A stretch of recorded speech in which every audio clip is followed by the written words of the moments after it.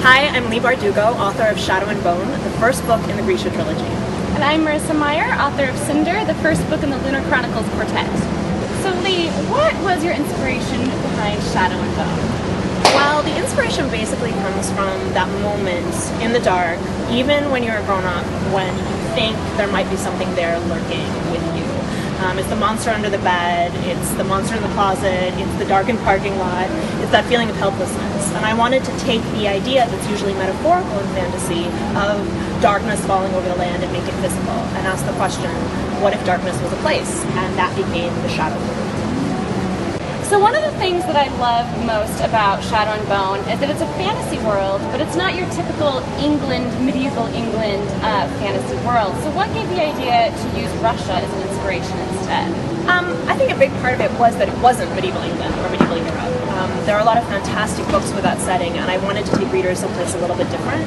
And I think also it clicked right away for me in terms of some of the power dynamics that were emerging in the story. There's this real tension between the brutality of Russian history and the beauty of Russian culture that I think was really inspiring for me. But it was also just really a point of departure instead of a final destination.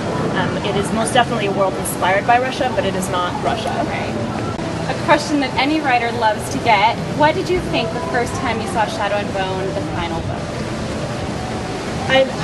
Honestly, I was just so incredibly blown away. I mean, there are so many steps it takes to get to the book, and honestly, until I saw it, part of me kind of believed it was all an elaborate hoax. Like, they were going to be like, never mind, we changed our minds, forget it. But I think they did such an incredible job, and the cover is so beautiful, and the map inside, and all of the flourishes in the interior. I think it's just a beautiful art object, and I couldn't be more thrilled with the way it turned out, especially as a fantasy writer.